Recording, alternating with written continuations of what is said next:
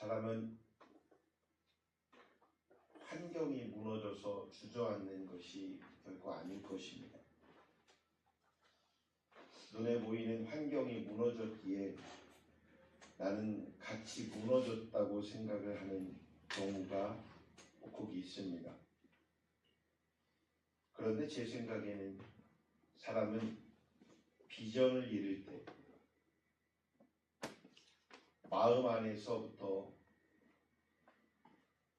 그 꿈이 잃어버릴 때 먼저 무너지는 것 같습니다. 겉으로 보기엔 아무런 문제 없어 보이는데 속은 텅 비어있는 그런 경우, 방향을 잃은 그런 경우, 우리는 족족 그런 사람들을 자주 보기도 합니다. 열심히 살았는데, 정말 열심히 살았는데 왜 사는지 모르겠고, 평생을 신앙생활을 해왔는데 가슴이 뛰지 않고, 명예퇴직을 한 환자가, 한 어르신이 병원을 찾았답니다. 의사에게 가서 이렇게 말을 했답니다. 제가 머리가 참 많이 아프고요, 입맛도 없고, 요즘은 좀 눈도 침침해져 가는데 이게 노안이 온 건지 나이가 들어서 그런 건지 그래서 왔습니다 라고 의사에게 이야기를 했답니다. 의사는 각종 검사를 했답니다. 머리부터 발끝까지 하나하나 다 검사를 상일하게 했답니다. 그리고 그 검사 결과를 말을 해주는데, 우리 선생님은 비타민 V가 부족합니다 라고 얘기를 합니다. 여러분, 비타민 V라고 들어봤습니까? 했더니 이 환자가 V요? 하고 깜짝 놀래요. 비타민 V가 뭡니까? 라고 묻자 이 의사는 이렇게 말을 했다. 비전의 V입니다. 우리 환자 선생님은 비전이 부족하다라는 뜻을 말씀드리고 싶습니다. 몸이 아픈 게 아니라 삶의 방향을 잃은 것이 문제입니다 라고 웃으며 의사 선생님이 이야기를 했답니다.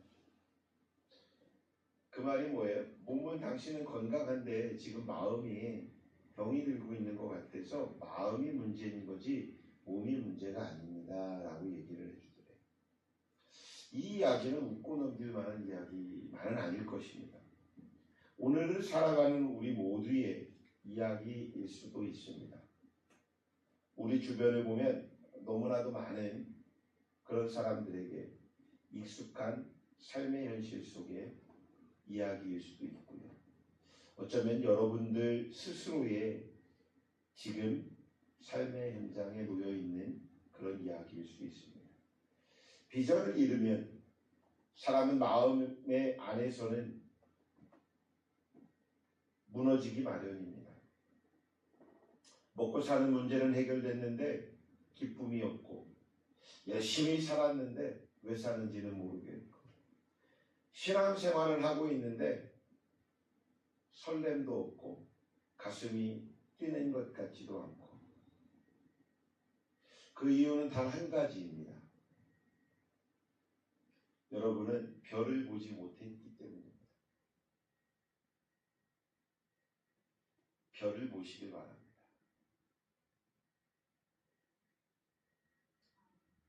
별을 보시길 바랍니다. 오늘 본문에 분명히 여호와 하나님은 아브라함에게 별을 보게 하셨습니다. 믿음의 조상이 되는 아브라함도 약속과 현실 사이에서 매우 흔들렸던 그런 인물이었습니다. 오늘 본문의 아브라함은 믿음의 조상으로 불리웁니다. 그러나 아브라함 역시 맨 처음부터 흔들리지 않았던 사람은 아닙니다. 믿음으로 순종했음에도 흔들림은 늘 당면하는 과제일 수 있습니다. 아브라함은 갈 바를 알지 못하면서도 그는 그냥 순종했습니다. 하나님이 아브라함에게 아브라함아 너는 본토 친척집을 떠나 너희 본토 친척 아비집을 떠나라 라고 얘기를 합니다. 그때 그는 다른 이야기 하지 않고 예 라고 순종을 합니다. 뭐 그때만 그랬습니까? 하나님의 부르심을 따라 모든 것을 내려놓고 떠났지만 시간이 흐를수록 현실은 매우 냉정했습니다. 더욱더 현실은 참혹해졌습니다. 세월이 흐르면 나이도 들게 되고요. 나이가 들다 보니 힘은 무력해지는 것 같고요. 그러면 다 산 것 같은 마음도 들기도 하고 아브라함에게는 자식도 없었고 하나님의 약속은 여전히 이루어지지도 않고 있었고 그래서 아브라함은 하나님께 솔직하게 말을 합니다. 주 여호와여 무엇을 내게 주시려 하나이까? 나는 자식이 없습니다. 이 말은 불신앙의 말이 아닙니다. 하나님이 말씀하셨기에 기대감이 있었을 것입니다. 기대감이 있었기에 하나님 앞에 구할 수 있고 고백할 수 있는 것입니다. 약속을 믿었습니다. 그런데 약속을 믿었기에 현실의 상황은 더 아파졌을 것입니다. 그런 상황 속에서 하나님 앞에 구하는, 말하는 이 아브라함에게 하나님은 책망하지 않으셨습니다. 오히려 먼저 이렇게 말씀하시죠. 아브라함아 두려워하지 말라. 나는 너의 방패요 너의 지극히 큰 상급이니라. 할렐루야. 상급을 주겠는데 그 상급이 뭐냐면 나야 라는 것이죠. 하나님은 문제부터 해결하지 않으셨습니다. 먼저 하나님 자신을 먼저 보여주셨습니다. 사랑하는 성도 여러분, 하나님은 우리가 원하는 것을 먼저 주시기 전에 하나님이 어떤 분이신지를 먼저 알게 하시는 분이심을 잊지 마시기 바랍니다. 하나님은 아브라함에게 말로만 설명하지 않으셨습니다. 그를 밖으로 데리고 나가셨습니다. 그리고 하늘을 우러러 보라 말씀하십니다. 그러면 그 하늘에 무엇이 있는지 그 수많은 뭇별을 보니 그 뭇별을 너가 한번 세어보라. 셀 수 있냐?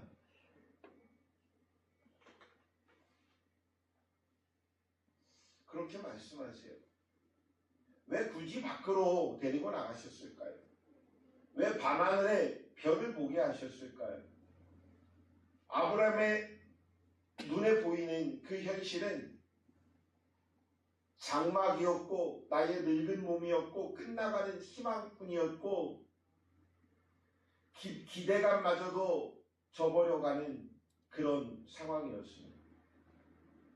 하나님은 아브라함의 머리가 아니라 마음에 비전을 새기길 원하셨습니다. 사람은 위기의 순간마다 자꾸만 고개를 숙이고 땅만 바라봅니다. 숫자를 보고 조건을 보고 실패의 기억을 보게 됩니다. 그래서 하나님은 아브라함에게 이렇게 말씀하십니다. 아브라함아 위를 보라. 고개를 들어 하늘을 보라. 현실 말고 내가 너에게 약속한 그 약속의 비전을 보라 라고 말씀하십니다. 믿음은 현실을 부정하는 것이 아닙니다.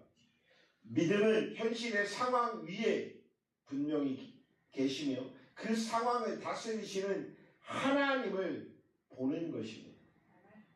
별을 보는 게 아니라 그 그 수많은 별을 만드신 하나님을 보아야 할 것이고, 그 별을 보며 그 별만큼 너에게 자녀를 주겠다라고 말씀하시는 그 자녀에 대한 기대감이 아니라 그 자녀를 주는 하나님을 보아야 할 것입니다.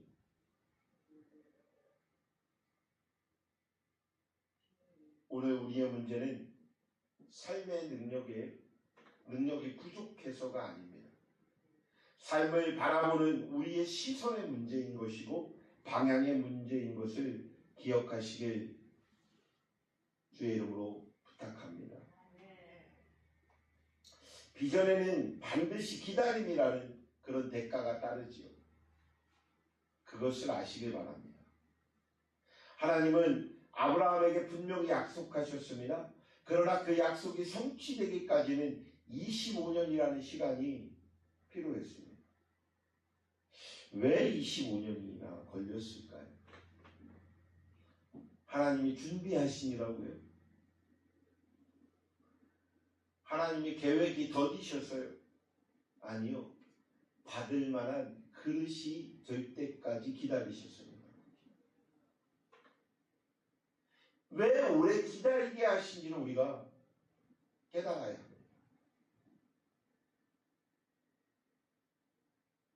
하나님은 분명히 사람을 준비시키는 그 시간이 필요하십니다. 완벽히 세팅되고 준비된 자를 사용하시는 게 아니라 그 사용할 만한 그런 심성, 그런 품성이 있는 사람을 훈련시켜내십니다. 단련시켜내십니다. 그리고 사용하십니다. 그러면 내가 그렇게 훈련받을 만한 자가 되어야 되겠지요. 훈련된 자라고 생각하고 나 여기 있어라고 말을 하는 것은 교만이지 않을까요? 성경의 믿음의 사람들은 모두 기다림이라고 하는 이 학교를 다녔습니다. 그 기다림의 학교에서 철저히 무너지기도 했고 낮아지기도 했고 내려놓기도 했고, 그래서 그 기다림의 학교를 졸업한 사람들이 하나님 앞에 쓰임받았습니다. 요셉은 감옥에서 기다림의 학교를 마쳤습니다. 모세는 광야에서 40년이라는 시간을, 다윗은 도망자의 길에서 준비되었습니다. 기다림은 결코 벌이 아닙니다. 하나님께서 우리를 신뢰하실 수 있는 사람으로 빚으시는 거룩한 훈련의 시간인 줄 믿으시길 주의 이름으로 축원합니다.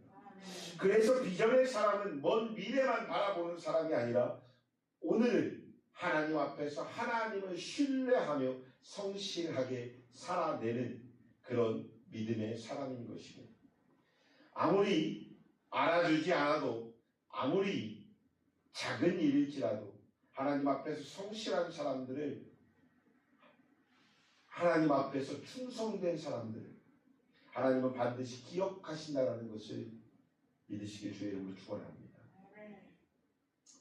내가 그런 사람인지, 내가 그렇게 쓰임받을 수 있는 성실한 사람인지, 충성된 사람인지, 충성을 할 수 있는 사람인지, 성실함을 가질 수 있는 사람인지, 만약에 그것이 좀 부족하다면 지금 나를 내려놓는 그런 시간이 되어야 합니다.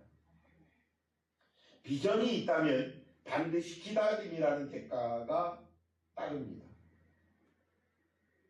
하나님을 신뢰하고 기다림 속에서 승리해 나가는 우리 사랑하는 열방중앙교회 성도들 되시길 주의 이름으로 축원합니다. 예수 그리스도를 향한 비전을 세우는 그런 시간이 되시길 바랍니다. 오늘 본문 6절은 성경 전체에서 매우 중요한 말씀을 하고 있습니다. 아브라함이 여호와를 믿으니 여호와께서 이를 그의 의로 여기시고. 아브라함이 지금 한 것은 뭐예요? 아브라함은 뭘 했어요? 여호와 하나님을 믿기만 했어요.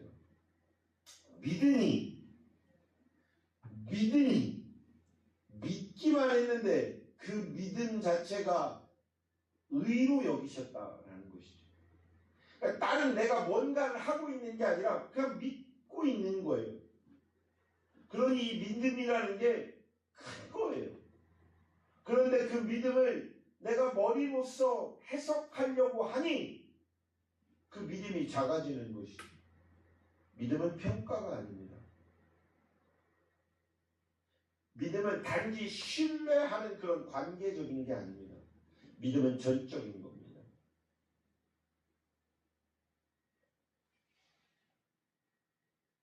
이 6절의 말씀은 로마서와 갈라디아서에서도 신약성경에서도 반복돼서 인용됩니다. 왜냐하면 이 믿음은 행위가 아닌 은혜로 의롭다함을 얻은 믿음의 시작이기 때문인 것입니다. 아브라함에게 약속된 씨는 단순히 이삭 한 사람으로 끝나지 않았습니다. 그 약속은 예수 그리스도로 향하고 있고 예수 그리스도로 이어지고 있는 것입니다. 예수님께서도 이 땅에서 하나님의 비전으로 사셨던 분입니다. 예수님께서는 십자가 앞에서 결코 흔들리지 않으셨습니다. 단지 눈앞의 고난이 아니라 그 너머에 있는 부활과 구원을 분명히 보셨기 때문인 것입니다. 그래서 십자가를 지셨습니다. 그래서 십자가를 담당했습니다. 그 십자가로 인하여 우리의 비전이 되어 주신 것입니다.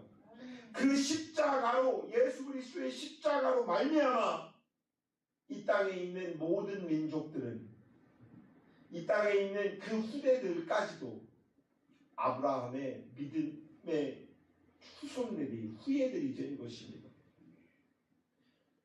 사랑하는 성도 여러분, 오늘 하나님은 우리를 다시 밤하늘 앞으로 부르고 계십니다.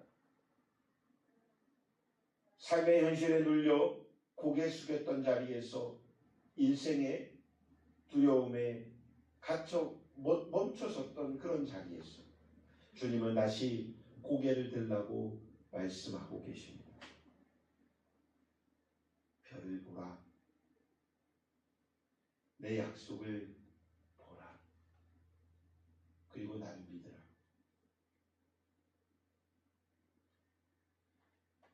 우리는 주 하나님을 믿는 것이지 우리는 주 하나님의 배경을 믿는 것이 아닙니다.